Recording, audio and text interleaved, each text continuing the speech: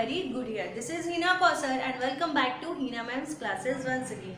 So today I am again in front of you with the same topic that I described in my last video, that is finite verb and non-finite verb. So I described most of the things about finite verb. So today I will describe the things about non-finite verb, what is this and how many types of non-finite verbs are there along with their like examples. So what is non-finite verb? Non-finite verb are the verbs that remain same. They do not change according to the number and person of the subject. In any condition, in any types of sentences, they remain same. So here, look at the board please. Types of non-finite verbs. Yes, there are three types of non-finite verbs. First is infinitive, second is gerund and third is participle. Okay, what is infinitive?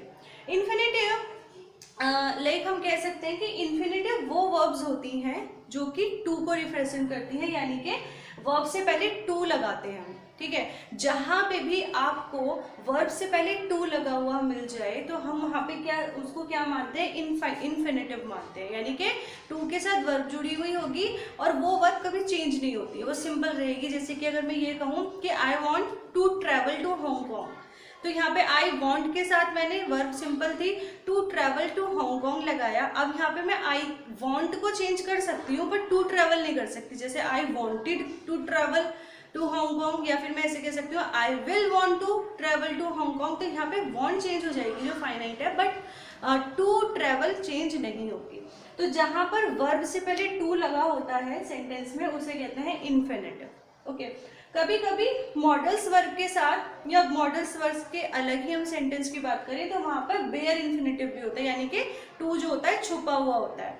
Form पूरी दी होती है, verb दी होती है, लेकिन जब उसका सही meaning हम निकालते हैं तो टू कंपलसरी लगाना होता है, लेकिन कभी कभी वर्ब सेंटेंस में टू छुप जाता है, ठीक है। तो वहां पे हम बेयर इन्फिनेटिव कहते हैं उसे, और जहां पे टू साथ में लगा हुआ वर्ब के तो वहां पे इन्फिनेटिव आता है। Next is जीरेंड।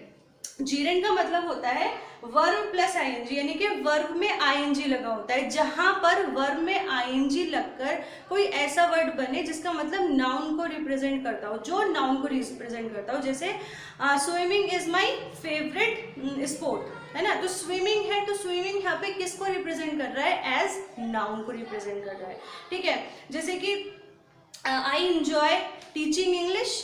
Okay, I enjoy teaching English, तो टीचिंग क्या है? ये जीरेंड यहाँ पे यूज हुआ, यानी कि वर्ब में जब हमने आईएनजी का यूज किया और वो जो वर्ड बना है वो किसको रिप्रेजेंट कर रहा है? नाउन को रिप्रेजेंट कर रहा है। तो वहां पर हम क्या लगाएंगे? जीरेंड का यूज करेंगे। Verb plus ING is known as gerund. After that, participle. Participle are of two types: past participle and present participle. Past participle क्या होता है? वर्ब की थर्ड फॉर्म को ही हम पास्ट पार्टिसिपल कहते हैं, ठीक है। जहां भी वर्ब की थर्ड फॉर्म मोस्टली कौन से सेंटेंस में यूज होती है? वर्ब की थर्ड फॉर्म पैसिव वॉइस में यूज की जाती है और वर्ब की थर्ड फॉर्म परफेक्ट में यूज की जाती है, चाहे वो कोई भी सेंटेंस हो, लाइक वो टेंस प्रेजेंट का हो, पास्ट का हो या फ्यूचर का हो। तो वर्ब की थर्ड फॉर्म परफेक्ट में यूज की जाती है और पैसिव वॉइस में यूज की जाती है। तो जहां भी आप ये वर्ब की थर्ड फॉर्म देखें, आप देख लीजिए कि वो क्या है? पास्ट पार्टिसिपल है। सेकेंड एक प्रेजेंट पार्टिसिपल। देखिए प्रेजेंट पार्टिसिपल में भी वर्ब प्लस आईएनजी आता है। आप अभी कहेंगे ही ना मैम ये तो जीरेंड में भी आता है वर्ब प्लस आईएनजी, लेकिन यहाँ पे थोड़ा सा डिफरेंस है। डिफरेंट ये है कि verb plus ING as noun use हो रहा है, ठीक है, एज नाउन यूज हो रहा है, ठीक है। तो हम वहां पे जीरेंड कहेंगे उसे। जैसे swimming is my favourite sport, है ना। आई इंजॉय स्विमिंग, मुझे स्विमिंग करना पसंद है, आई इंजॉय स्विमिंग। तो जहां पर वर्ब में आईएनजी लगा के एज वो बन जाता है नाउन, तो वहां को हम उसको कहते हैं जीरेंड। लेकिन verb plus ING in continuous, आप देखते हैं ना कंटिन्यूअस सेंटेंसेस में वर्ब में आईएनजी लगाया जाता है।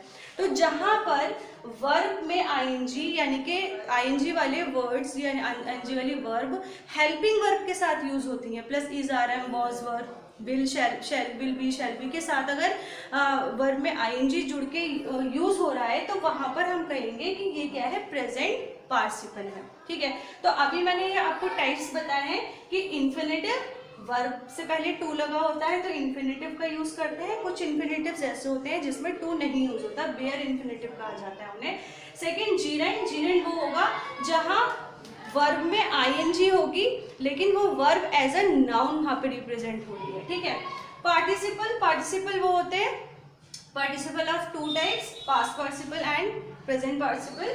तो पास्ट पार्टिसिपल वो जो वर्ब की थर्ड फॉर्म होती है उसे पास्ट पार्टिसिपल कहते हैं। कंटिन्यूअस में जो आईएनजी फॉर्म यूज होती है उसको हम कहते हैं प्रेजेंट पार्टिसिपल। चलिए देखते हैं इनके अलग अलग एग्जाम्पल्स।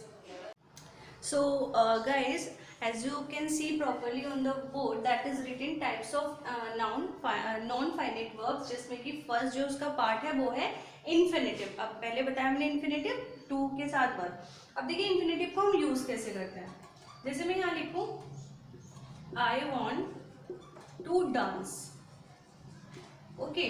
तो फर्स्टली हम क्या देखेंगे कि सबसे पहले हम इसको पता लगाने की कौन सी फाइनाइट है कौन सी नॉन फाइनाइट वर्ब है। तो कल की वीडियो में जैसे मैंने बताया था टू वर्ब्स आर हियर, तो दैट इज फाइनाइट, क्योंकि ये चेंज हो जाएगी। अगर मैं यहाँ ही लिख दूँ तो ही वॉन्ट्स हो जाएगा, ही वॉन्टेड हो जाएगा, तो ये फाइनाइट वर्ब है।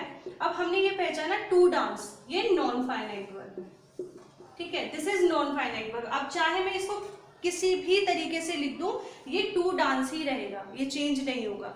या फिर यहाँ पे ऐसे भी आ सकता है, ये शुरू में भी आ सकता है, जैसे कि to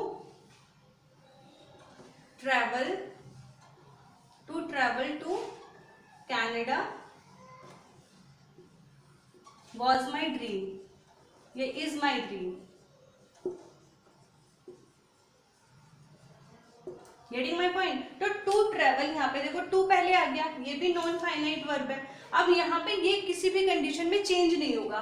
next is like I create videos to teach, okay. So I create videos to teach. तो यहाँ पे क्या है, this is create, this will be changed according to number person, but to teach remains same in every sentence, okay। so this is the all information about the infinitives कि infinitive का use to के बाद होगा, ठीक है।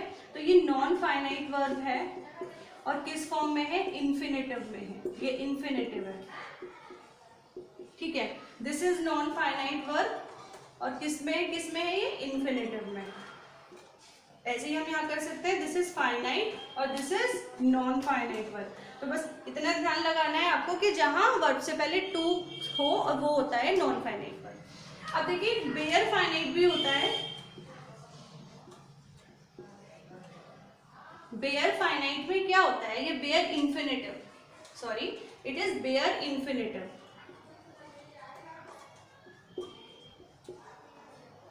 Bear infinitive वो होता है जहां पर वर्ब लिख दी जाती है पर उससे पहले टू नहीं लगाया जाता, टू उसमें हिडन रहता है, तो दिस इज बेयर इन्फिनेटिव। और bare infinitive mostly use with models, जो मॉडल्स वर्ब होती हैं like can, could, shall, should, would, might, these are known as model verbs. मैंने मॉडल वर्ब्स पूरा कवर किया है अपनी पिछली वीडियो में, तो जो मेरे साथ नए जुड़े हैं प्लीज मेरे डिस्क्रिप्शन बॉक्स में देखिए, मॉडल्स वर्ब के बारे में पूरी जानकारी है और वहाँ से अच्छी नॉलेज लीजिए।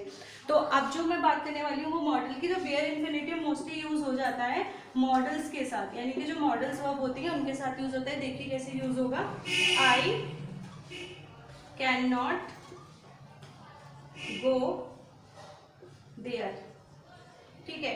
गो देयर लगा सकते हैं, आउटसाइड लगा सकते हैं। तो यहाँ पे क्या होना चाहिए था, बिल्कुल एग्जैक्ट जो सेंटेंस बनता होता, I can not to go there, to go होना चाहिए था, बट यहाँ पे क्या है, गो सिंपल ही लिखा हुआ है, बट यहाँ पे हम इसको क्या कहेंगे, इसको कहेंगे इन्फिनेटिव, ओके। यहाँ पे कहेंगे इन्फिनेटिव, तो I can not go there. तो जहां पर टू छुपा होता है कहीं ना कहीं और फिर वर्ब ऐसे ही लिख दी जाती है, तो वो उसको कहते हैं बेयर इन्फिनेटिव। तो आज की वीडियो में बस इतना ही। आई होप आपको ये इन्फिनेटिव वाला टॉपिक समझ में आया होगा। नेक्स्ट वीडियो में मैं बताऊंगी नॉन फाइनाइट वर्ब के जो अदर टू पार्ट्स हैं लाइक जीरन एंड पार्टिसिपल, उसको हम कैसे यूज करते हैं, उनके एग्जाम्पल्स क्या क्या हैं। आई होप आप बहुत अच्छे से समझ पाओगे। तो वीडियो अच्छी लगी हो तो like, share and subscribe my channel. Be happy, stay tune, खुश रहिए, आसपास लोगों का ध्यान रखिए और सबसे मेन बात कि अपने आप को किसी से कम मत समझिए, कोई और कर सकता है तो आप डेफिनेटली कर सकते हैं। So thank you so much, thank you for watching my videos.